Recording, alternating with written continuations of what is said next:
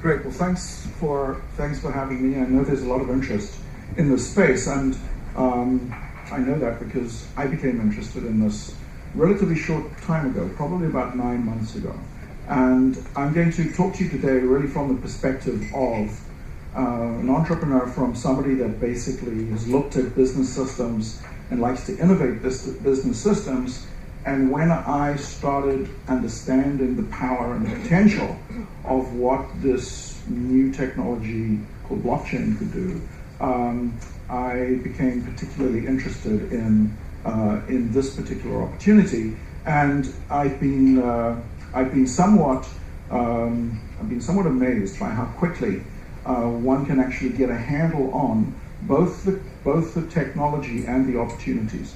So I'd like to introduce this from a very simple sort of structural point of view. What I'm going to do is I'm going to first talk about sort of, there are a lot of entrepreneurs out here that have a good idea about what they'd like to do in their business, or how they'd like to kind of change the world with a new business idea.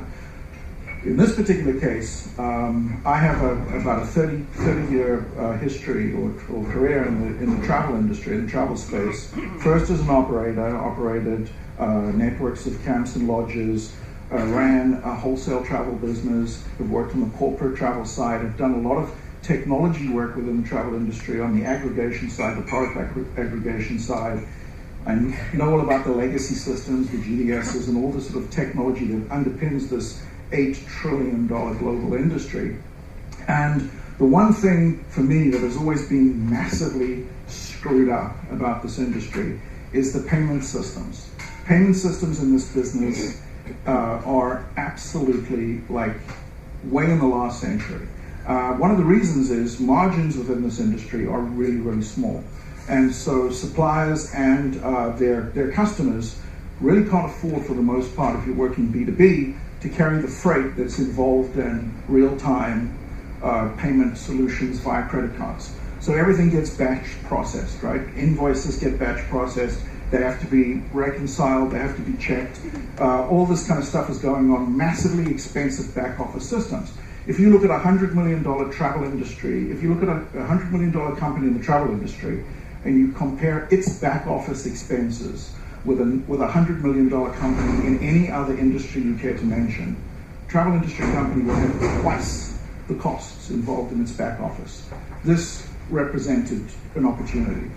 So I see an opportunity within this space to innovate, and what I want to talk to you about today is perhaps a little less about the product itself, but really how we fund it, because what this new, if you like, this new landscape or this new opportunity presents is an opportunity to effectively use the concept of a token generation event, previously called an ICO, to actually generate funding that one used to have to go to angels and venture and VCs in order to raise funding. And now there's a new opportunity. So I really want to talk about these two stages. Firstly, the idea of actually building a business based on the blockchain, and then secondly, using the TGE concept to fund that business.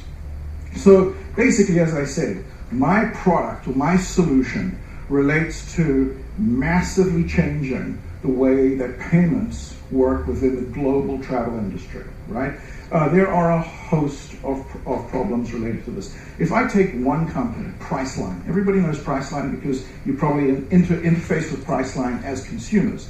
But Priceline's biggest business is their B2B business. They sell to about 40,000 accounts, some travel agents, corporates, all kinds of things. They're working on a basis where every single one of these accounts needs to have a deposit. So you have to place a deposit with that account. Then you buy your arrangements for your customers, and at the end of the month you get an invoice from Priceline. You then have to reconcile that invoice with what you think you owe them. You then have to go to a bank or use an online system to actually pay them. Priceline then has to reconcile all of those payments and effectively deal with refunds and all kinds of things. From a commission point of view, it can take up to 5 months to settle a commission payment, up to 5 months. And this is happening in hundreds of thousands of accounts. You do this effectively on a blockchain, and you can actually create a real-time settlement process which removes all of this wastefulness, all of this back-end cost out of the system.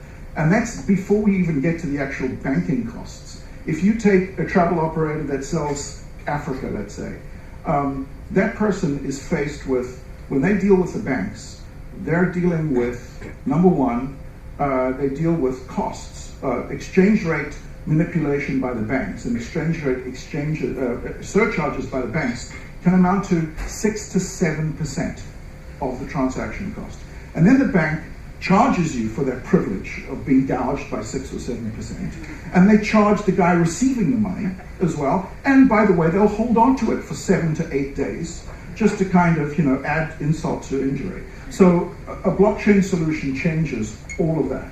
And effectively, by removing all the need for all the accounting, all the auditing, and putting both the transaction data and the payment data on the same set of rails, you massively change the outlook for the entire industry. So that's our product. Why blockchain? If we look at sort of the history of computing, we see really in this last leap, moving from, if you like, the concept of giant server farms and giant single located sources of computing power to this peer-to-peer network, or if you like, a sort of network-based computing power. This is the sort of stepping off point for being able to imagine a system like a blockchain. And why does everybody want it?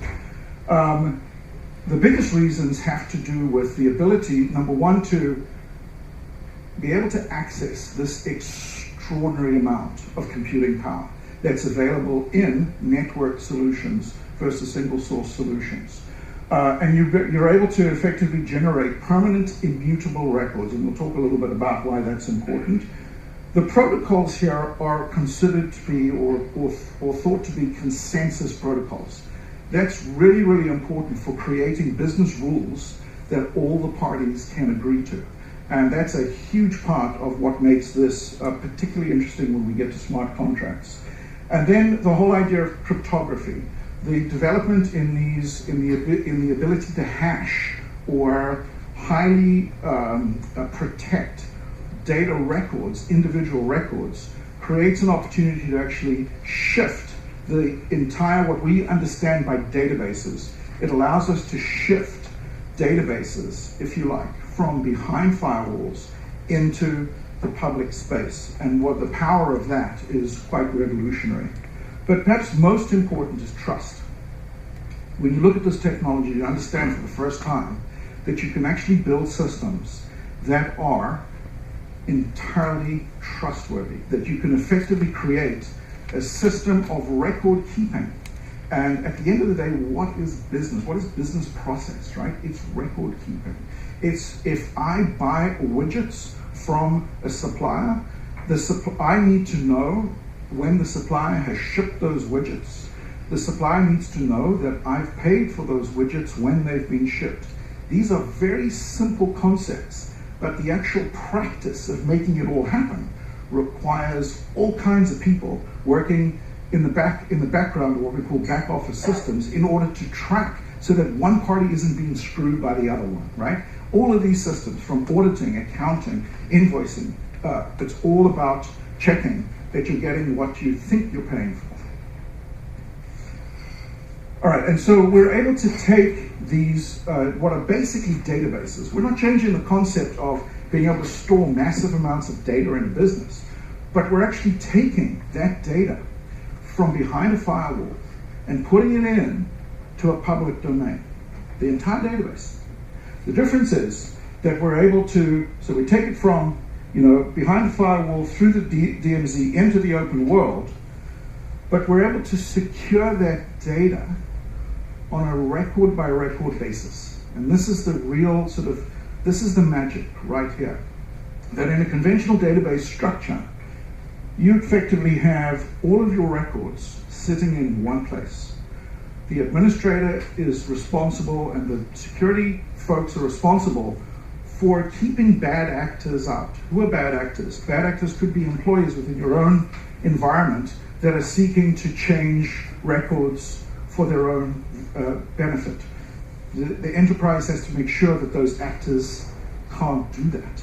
Likewise, the enterprise has to protect against a foreign source, somebody outside the company hacking in, stealing the data, and using it for their own benefit. Think of Sony, for example, or the other Yahoo, or Equifax, and the other big sort of hacks.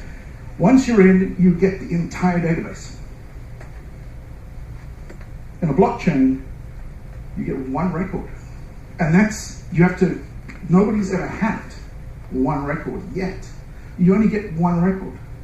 And this is the extraordinary difference. When you sort of understand this, you're well on your way to actually understanding why blockchain revolutionizes the actual process of business. Now, a lot of people have this knee-jerk idea that blockchain is Bitcoin, or Bitcoin is blockchain. It's a very common misconception. But think of it this way rather. It is the blockchain itself, the actual technology that this is based on, that enables a highly trusted store of value, like a currency, in this case a cryptocurrency, to exist. Because records can be made immutable, and bad actors can't get in and change records that would lead to a breach of trust. And that's why you can have a concept of a cryptocurrency being built around a blockchain. But it's the blockchain itself that is the core here. The cryptocurrencies lie on top of it. And cryptocurrency is one of the potential opportunities of, if you like, value creation around the blockchain. So there are three major blockchain types that you need to work with if you're going to build business or change systems based around the blockchain. The first is the private blockchain. This is going to be used by large corporations. If I'm working with Priceline, I can promise you that they're probably not going to want to be on a public blockchain, because the nature of public blockchain still allows anybody in the public to actually see things that are going on without necessarily knowing exactly what's going on, right? So a private blockchain would be a solution for a large corporation. But that's completely way overkill for like 90% of businesses in the United States. They would do very well either in a permission or a public blockchain. And by the way, you can make these different blockchains work within a common environment. Just the rules for the private and the public are going to be different. So what are we doing in our business? We basically see an incredible opportunity to make a massive impact in our space, which is the travel industry space, in a relatively short period of time.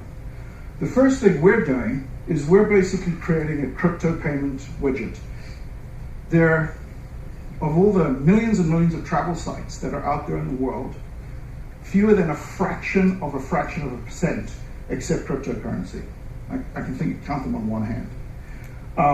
What we do is we produce a widget, and we basically say to any travel company in the world, here, take our widget, and if you take our widget, you can now sell to any crypto user using these 4 or 5 coins that we will actually curate. So it'll be Bitcoin, it'll be ETC, it'll be Ethereum, it'll be Ripple, it'll be Dash, it'll be a few choice coins as well as our own that we're creating, and you could effectively then, an airline now could basically have on its checkout page, you want to buy these 2 business class tickets, $20,000.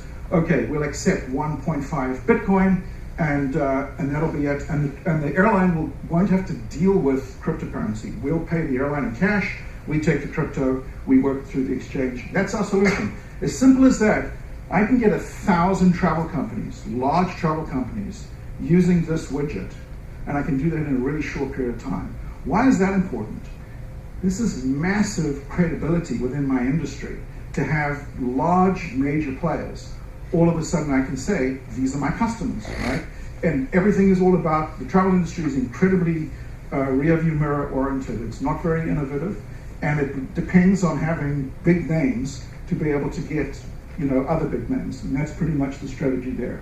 But then in Q1, we actually roll out this solution where we can go to one company like a Priceline, and we can hook up their 40,000 customers into one unified payment model. Now, the beautiful thing is, those 40,000 customers, they will book with a whole bunch of other travel suppliers as well. So once they've come on, because Priceline brought them on, they're automatically on for the next guy, and the next guy, and the next guy, and you develop a network effect, and that's really the solution there. And all of these solutions run on what we call smart contracts, and I'll just get into smart contracts in just a bit.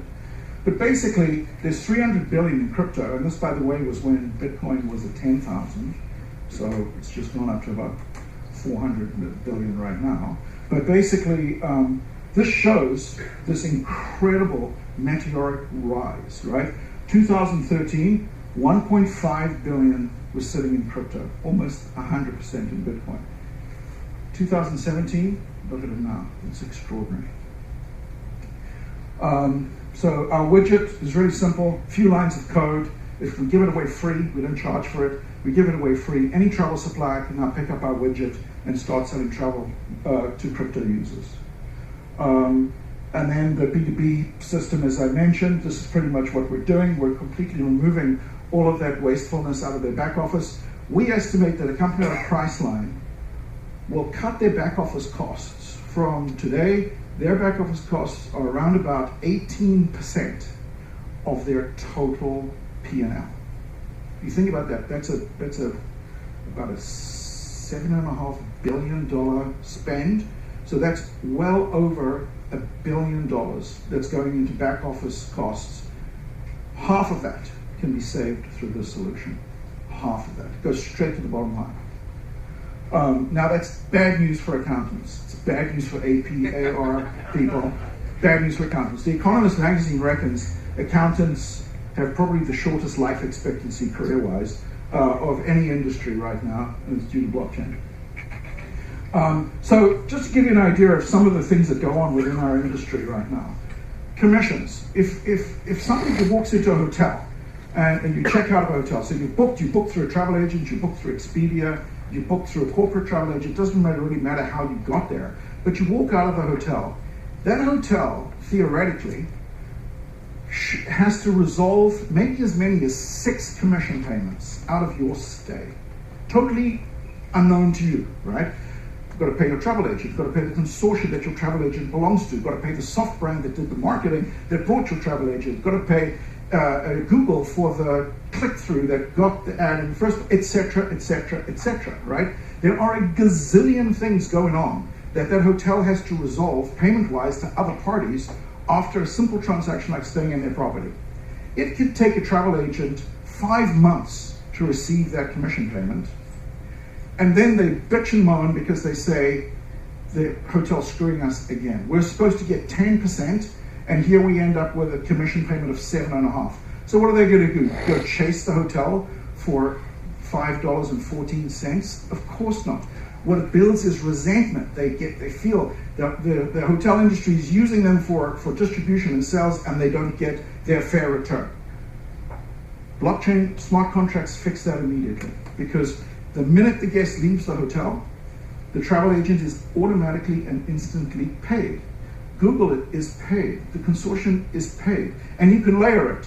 And then the travel agent can see exactly why they're getting 8.5%, because the data in the smart contract is available for the travel agent to see, together with that $5.14 that just came into their wallet, right? They can actually see, oh yeah, of course, it's a weekend booking, and I only get 8% on a weekend booking. I forgot about that, yeah?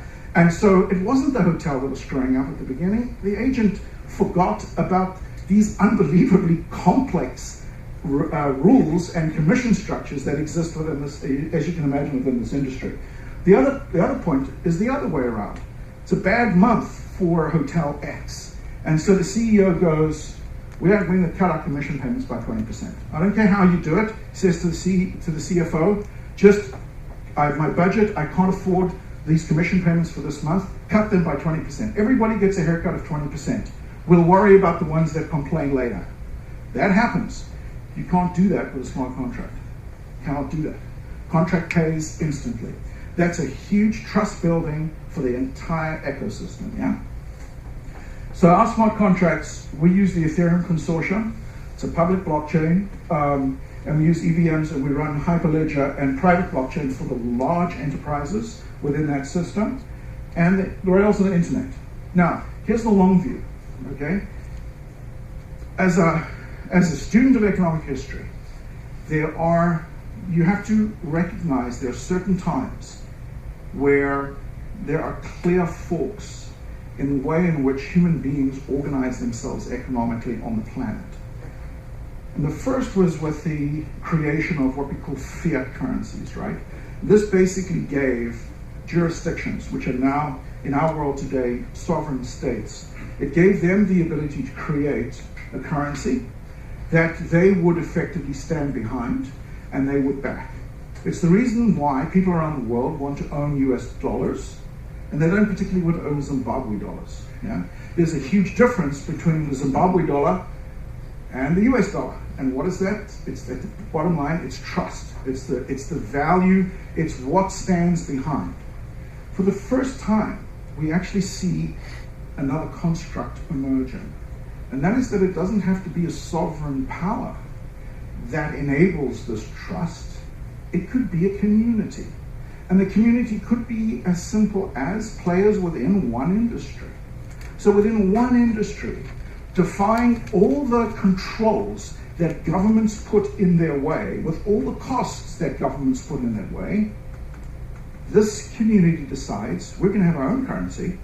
Happens to be one we built called Tripcoin, but it's going to be their own currency, and it will respond to rules that are set by consensus amongst the players, and it will be absolutely eminently trustable. And that is a whole fork in the road in terms of where cryptocurrencies can go, and where we, in particular, this is the space we intend to play in. Right. Now, how do we fund this great idea, right? In the old way, I would go and I'd go to see my favorite VCs, or maybe start out with some angels, and I'd say, I've got this fabulous idea, right? I've got this amazing idea about how I'm going to completely revolutionize payments within this massive industry. So I go and do a number of presentations, I do my pitches, I go to pitch contests, I do the whole thing, and at the end of the day, I run into a lot of these issues, right? I got a mind share shuffle, which is the first thing. I am somebody that thinks about my space 24/7. It's all I think about. It's all I read about. It's all I talk about. I'm thinking about my space and what's going on in my space. Now I'm talking to people, they've done a lot of traveling, so they think they understand the travel industry, right? There's no mind share. And I run into that over and over and over again. I've got a huge amount of time that I've got to look at to be able to fund my business. Maybe 6 months, 9 months, sometimes a year.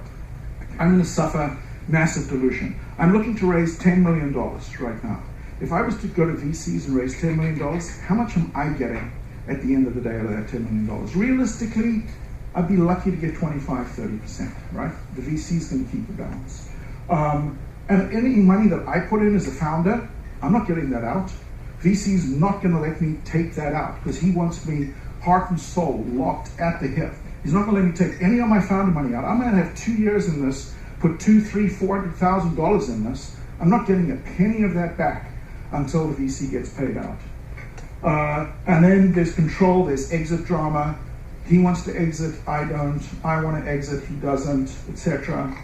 But what I do love about the VC model is you get sober and rational challenges. You know, I might be just completely, I might be, you know, on a sugar high. I mean, who knows? And unless somebody, you know, says, Mike, you know, come on, I don't agree with this particular line of logic that you're using here. I don't believe that this is going to work. I need to be able to rise to those challenges. And then lots of functional assists, and they can help with exit. They give exit horsepower. But what I love about this new model, about the crowd-based model, is I love the fact that what I have to tell my investor, what I have to communicate to my investor, is actually almost nothing about what I've spoken to you guys about now, about my big idea. Nothing. I have to show him how his 1 penny becomes 10 pennies, how his 10 pennies becomes 50 pennies. That's all I have to do. I have to show him token economics. I have to explain my token economics. If I could do that, I'm funded. That's it. Token economics. We'll talk about that in a minute. Time to funding, 3 months. Unbelievable. Zero dilution. I don't give a point of equity away in this deal. I can take my money out at the time of the TGE. Any money we put in now as founders, we take it out at the TGE. We can actually get rewarded at that point as well. I've got much more limited reporting. I've got complete control of the business, and I can exit with no drama. Yeah, just whenever I want to. Yeah, but I still miss the same things. That's a point to consider. But like anyone worth pursuing, this baby is not cheap. It's difficult to change. Once you're on a path, unlike in a VC world or whatever, you can pivot, right? You can go, that idea wasn't so good, but hey, I got this new idea, da da da da. Here, limited. You've got your white paper out, you're on the rails, you're going. This space is much more regulated than everybody thinks. Everybody thinks this is the Wild West. It is largely the Wild West, but it's a lot of regulation and more coming down the track. It demands your best stuff. You're going to go in front of unbelievably focused people who just want to make money in the next 3 months. You better have your best stuff to give them. They don't have patience. They're not interested in the long view. They want to take $1,000 and make it $10,000, and they'll give you 90 days to do that. If you can show them how you do that, you've got their full attention, you've got their money. But if you can't, you should do something else. People are unbelievably skeptical. I see white papers now coming across my desk every day. I'm looking at about 10 a week. The majority of them, honestly, are fully incomprehensible. You can't understand what it is they're trying to communicate, or sometimes it doesn't even make logical sense. It's like people have cut and pasted from 100 different places, thrown it up and go, that's my white paper, send me money. Okay, you can't do that. But it's beautiful. This space is frigging beautiful. It's unbelievable what you can do. So there are 3 steps to a TGE. We're launching ours now in December, just before Christmas. You've got to know your token economics, right? What are you giving? What are you giving to the investor, to somebody who's going to buy your coin? What are you giving? And how are they going to make money? Forget about you making money, how are they going to make money? It's got to be about utility, and it's got to be about quantity as well. What's going to drive this rise in your token value, right? There are people, I see people around every day, they're looking at their phones, and they're looking at the latest price of, name it, from Bitcoin is obvious, but there's salt, there's ether, there's this, there's that. There are thousands of currencies out there right now, and people are following them slavishly. And if something isn't rising by 10% a day, it's almost like, on something else, right? The question is, are you going to launch, and this is really critical for your token economics, because this is an SEC issue as well, is are you going to be able to provide your buyer, your coin buyer, with something they can use the minute they buy it? Or are you going to tell your coin buyer, send me your money today, and in X period of time, I'm going to deliver something of value or utility to you? These are 2 radically different options, and you should be very clear about which one you're walking down. And if you're not doing the first one, which is what we're doing, if you're not doing the first one and you're doing the second, prepare for much more rigorous SEC reviews. And then what geographic markets are you going to look at? If you are going the second route, almost certainly you won't be able to sell it to Americans.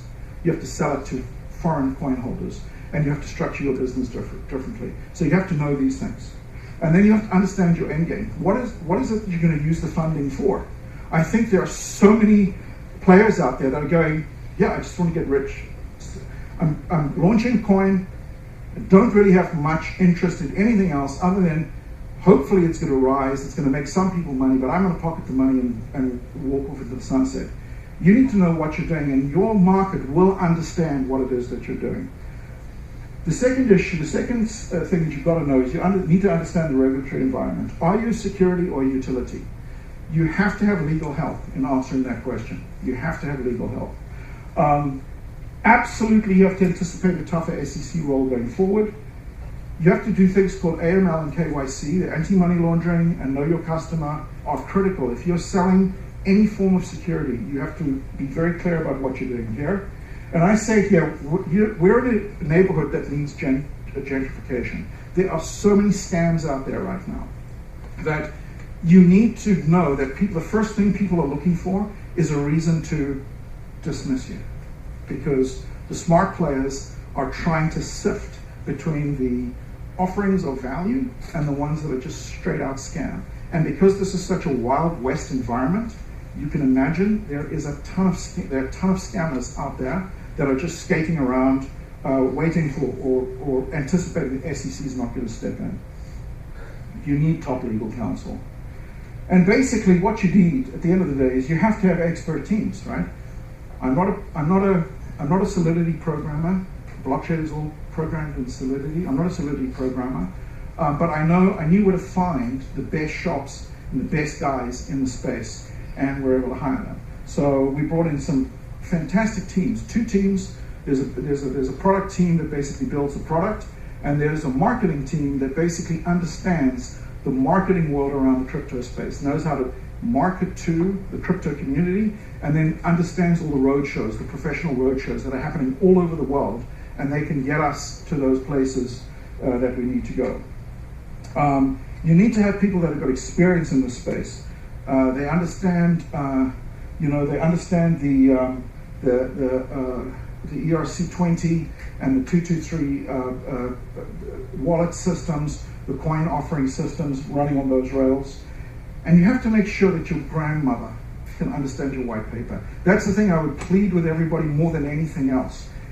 I don't care what it is that you're selling, but be honest and be transparent in your white paper to say, this is my business, this is how you make money, this is how we make money, this is why it's a good idea. It's not too hard to do, but don't obfuscate behind a gazillion theoretical, mathematical graphs and scales and things that are entirely incomprehensible and actually have no codes. And then get expert for your marketing. You have to budget between $750 and $1 million to do this. You're not going to do it with pocket change. It's expensive, but it's quick and it's immediate. You get your funding immediately. So how our token economics work? We're launching our TRVL, our travel coin, at 1 penny, right?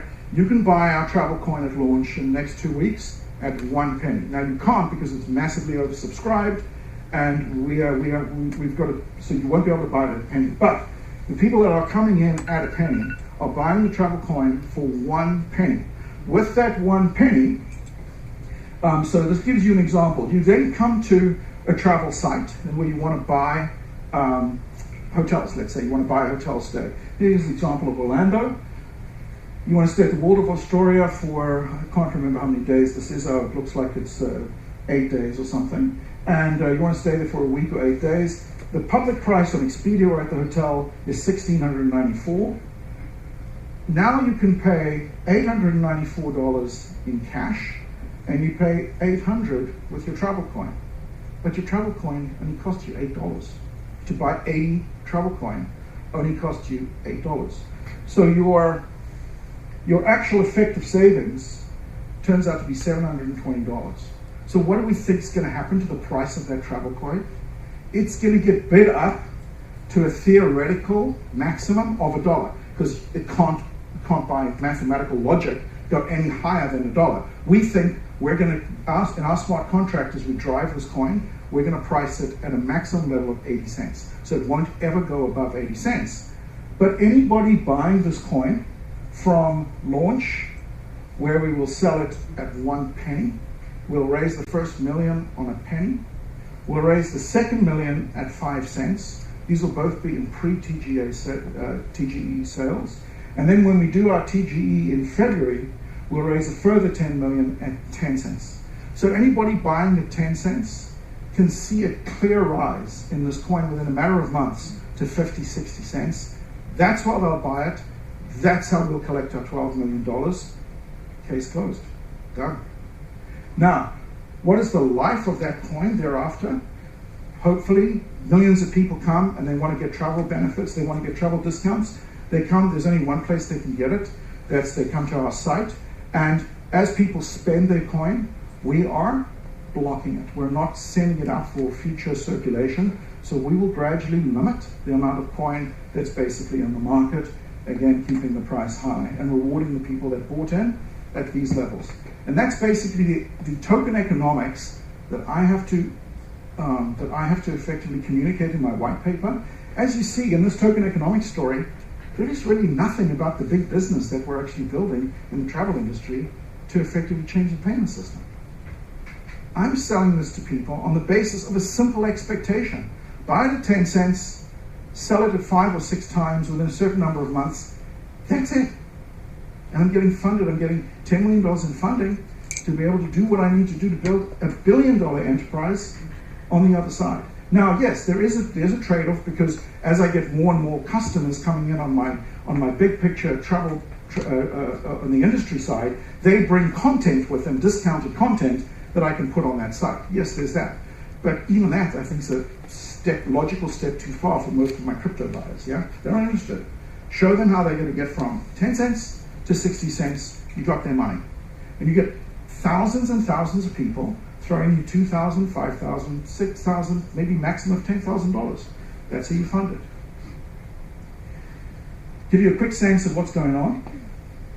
In 4 months, actually 3 months, from April to June, look at the difference between conventional VC financing and ICO financing. 4 months. This is very instructive. On the left, in the last year, this is through to July of this year, look at the difference between ICOs and traditional VC funding. Nothing, nothing, nothing. And in the months from April to July, hallelujah, right? The word is finally out. This shit works. It's unfrigging believable, okay? So, and this is my favorite one, because this is sort of the snapshot of what's happening in these 4 months. Now, as this is going on, SEC, snoring, snoozing, snoring. Whoa. Hold the funds, right? You can imagine what the SEC is doing right now. For a year, it's just been a sort of a concept. All of a sudden, everybody's waking up to the fact that this is a whole new, brave world. And I am anticipating the SEC is going to become really, really on this in the coming months. That's basically it. So. Wow.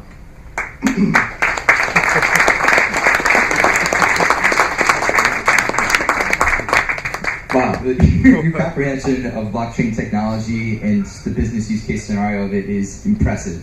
And it's like the simplicity from the ICO perspective. Something we could all relate to is getting investment, getting that money, but just focusing on the return on your investor for them versus having to go through that whole business planning process and the whole pitch fest. So I think that's a really interesting alternative and breach from the traditional venture capital investment strategy, where everything is just business focused, detail focused. This is more like, here's, you put in a penny now and you get 10 pennies later. So we're going to open up to Q&A now. If you have a question, John will walk around with the mic. If whatever you're saying, the words are coming in your mouth, does not end with a question mark, we will yank the microphone away from you with great pleasure. So save comments and stories for offline. You'll be hanging out with us a little bit afterwards? Cool. So yeah, questions now, comments later. Thank you.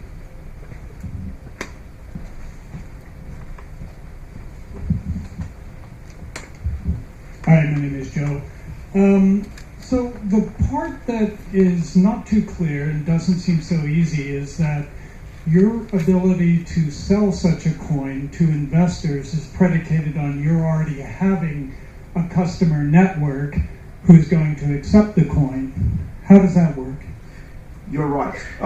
The critical determination, as I said right at the beginning, and maybe I didn't make enough points about it, is that there are two ways that these things generally go. Number one is I have this great idea for a business. I'm going to sell you coin today, and in a certain number of months, I'm going to deliver on my promise to you, and you'll be able to use your coin. Yeah, that's the way traditionally that these things were done. The SEC now has made very clear that that looks and smells and talks like a security, and it's going to be regulated like a security. The way we're doing it is different. We're putting up our travel site, our discounted travel site, and telling people if you buy our coin today, you can turn around immediately and use it to fund your travel purchases.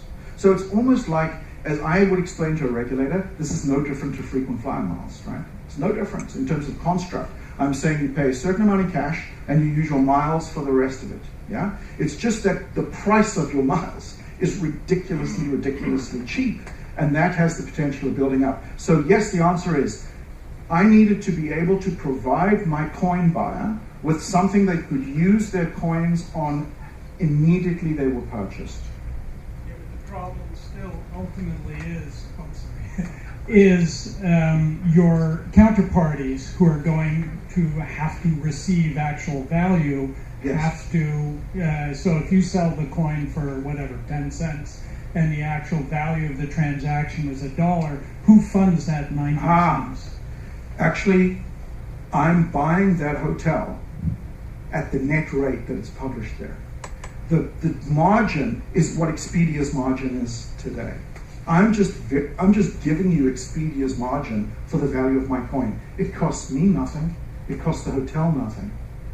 It's basically, I can do this because as an insider in the industry, I know how to buy these discounted properties, just like Expedia knows how to buy them, right? I'm using the same business insider logic to effectively fund all of these, or to put up all of this content, and there's no cost to any other party in that discount.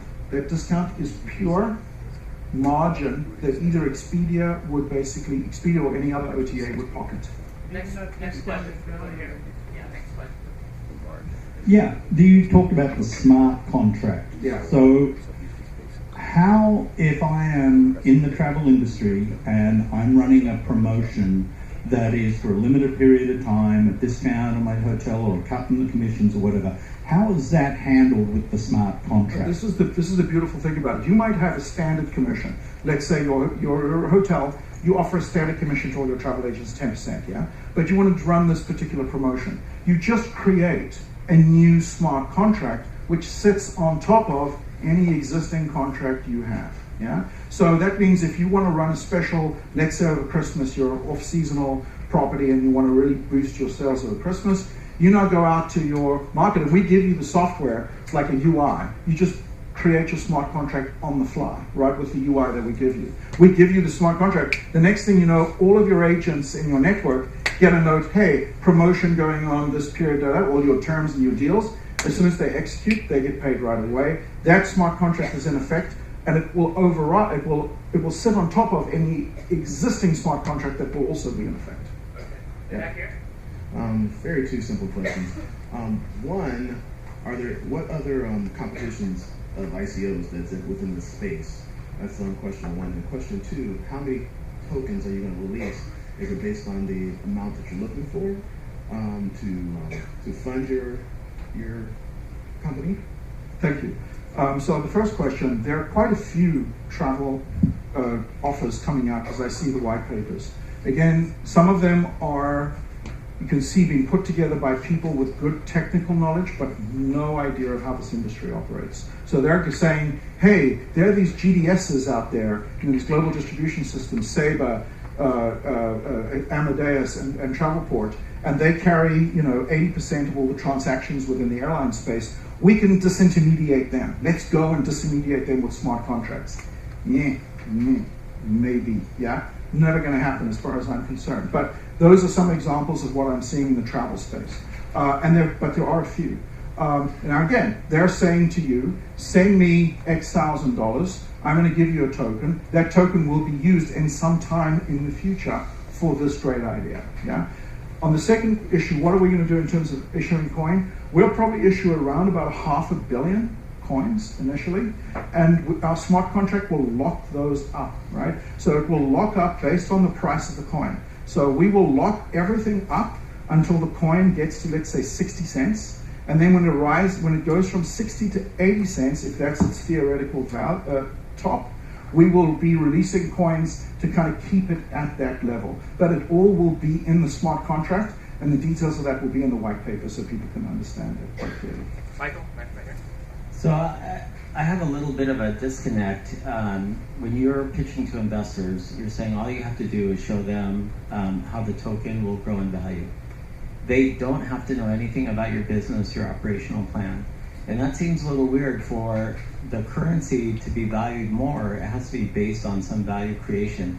The value creation is what you're doing with your company, your big plan, your execution. So I don't understand how you can get an investor to buy into your coin with no understanding of your business, and just because you tell me it's going to be worth 10x in 9 months, I have no reason to believe you. That sounds like the definition of a scam. Okay, so I think a couple of things here. Firstly, at the pre-levels, a lot of those investors are what I would call sophisticated investors. They absolutely do want to know, and then we share that with them, absolutely do. For most crypto investors, they want to see who your team is. They want to see the industry track record of the people that are with you. So there's my track record, which is pretty clear and pretty easy to follow, and then the technologists that are building this, the guys that are doing the marketing, and other travel professionals that I basically bring into my team. That basically creates our stake in the ground, saying this is who we are. This is our track record. You can check us out. This is what we've done before. This is who we are.